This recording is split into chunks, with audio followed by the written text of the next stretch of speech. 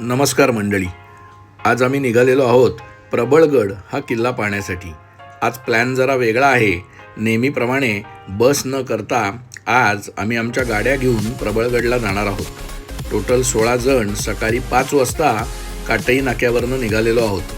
तुम्ही बघू शकता सगळ्यांचा उत्साह एकदम दांडगा आहे. प्रबळगड जाण्यासाठी मुंबईवरून, ठाण्यावरून किंवा डोंबिवलीवरून तुम्हाला जुन्या मुंबई पुणे हायवेनी शेडूंग फाट्यापर्यंत यावे लागते. वाटेत सर्वांनी श्री दत्तगुरू स्नॅक्स येथील फेमस वडापावचा आस्वाद घेतला.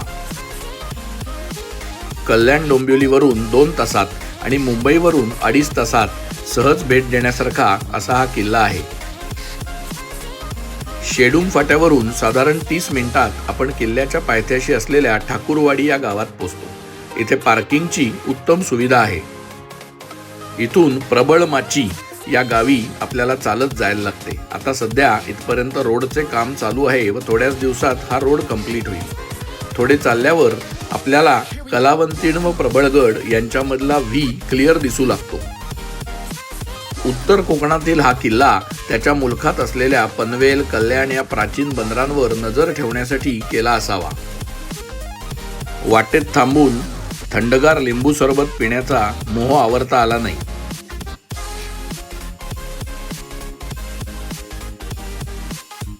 प्रबळगड चढत असताना श्री मलंगड, ढाकचा बैरी, चंदेरी अशा डोंगर रांगांचे खूप सुंदर दर्शन घडते.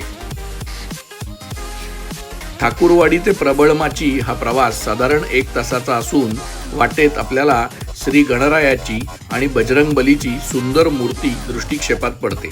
इथे थोडा वेळ विसावा घेऊन आपण पुढे निघतो आणि प्रबळमाची या पायथ्याशी असलेल्या गावात येऊन पोहोचतो. इथून तुम्हाला प्रबळगडाचा विस्तार सहजपणे लक्षात येतो. ठाकूरवाडी ते प्रबळमाची आणि प्रबळमाची ते प्रबळगड असा 2 टप्प्यात हा ट्रेक आपल्याला करायचा असतो. याला साधारण 4 तासाचा अवधी लागतो. प्रबळगड जाण्याच्या वाटेत माकडांचा उपद्रव असून त्यापासून रक्षण करण्यासाठी जवळ एक काठी जरूर ठेवावी. प्रबळगडातील गुहांवरून त्याचा संबंध बौद्ध कालाशी जोडता येतो. शिलाहार यादव या राज्यकर्त्यांनी त्याला लष्करी चौकी बनवून मुरंजन असे नाव दिले. बहामनीच्या काळात हा किल्ला आकारास आला असावा. तिथून पुढे मग तो निजामशाही आणि निजामशाहीच्या अस्तानंतर आदिलशाहीत सामील झाला असावा. विजापूरच्या आदिलशहाने शहाजी राजांच्या मागावरती फौजा पाठवल्या तेव्हा शहाजी राजे हे बाल शिवाजी व जिजाऊ यांना घेऊन लष्करासह मुरंजनावर गेले असा उल्लेख आढळतो. प्रबळमाचीवरून 2 रस्ते कलावंतीण सुळका व प्रबळगडाकडे जातात. प्रबळगडाची चढाई एका घळीतून सरळ उभी असून थोडीशी अवघड अशी आहे. पुढे 1656 मध्ये शिवरायांचा सरदार आबाजी महादेव याने कल्याण भिवंडीपासून चेऊलपर्यंतचा मुलूक स्वराज्यात घेतला तेव्हा मुरंजन सुद्धा शिवाजी महाराजांच्या ताब्यात आला. त्यांनी किल्ल्याचे नाव बदलून प्रबळगड असे ठेवले. पुढे 1665 मध्ये पुरंदरच्या तहानुसार मोगलांना दिलेल्या 23 किल्ल्यांमध्ये प्रबळगड हा सुद्धा होता.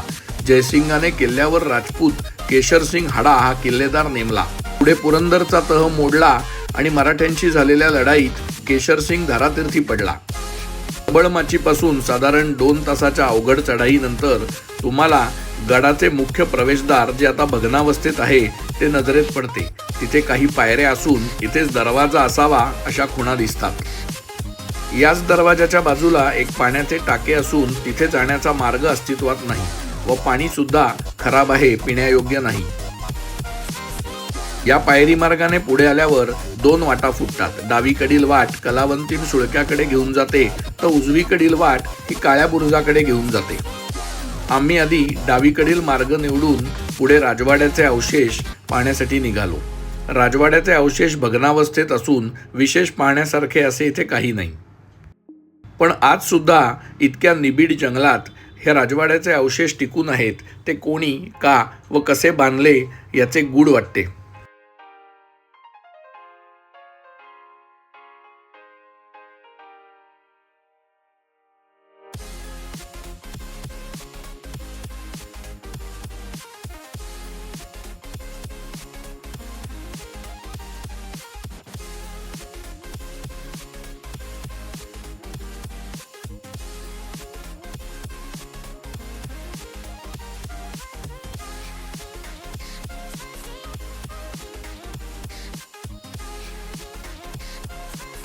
या घनदाट जंगलात सुंदर सावली असून आम्ही तिथेच बसून आमचा दुपारचा जेवण उरकण्याचा प्लॅन केला व सगळ्यांनी आणलेल्या चविष्ट पदार्थांवरती ताव मारला.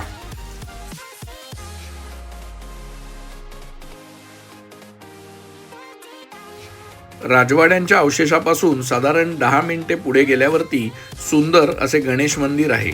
येथील नंदी भग्नावस्थेत असून इथे गणरायाची सुंदर मूर्ती व भंगलेले शिवलिंग दृष्टिक्षेपात पडते.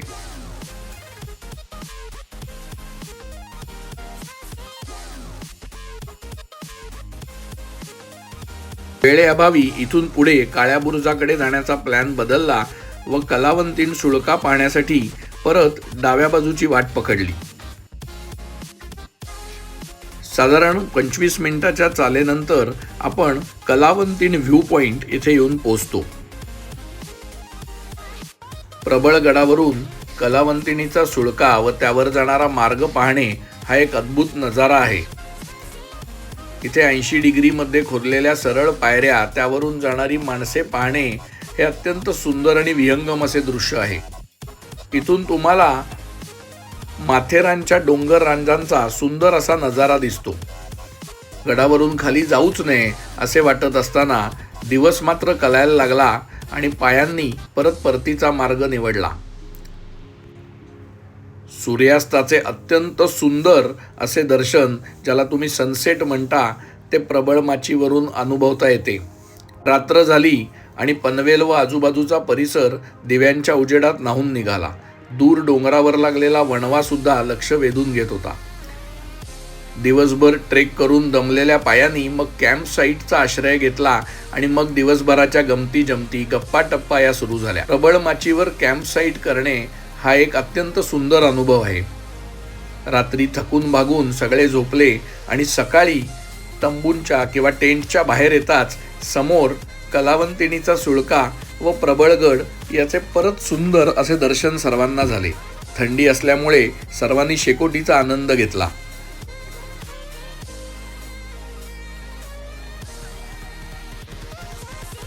मुंबई, पुणे, ठाण्यावरून सहज करता येणारा असा हा प्रबळगड सर्वांनी जरूर पाहावा आणि आयुष्यातील एक अविस्मरणीय ठेव जपावी. पुन्हा भेटूया एका नव्या व्हिडिओ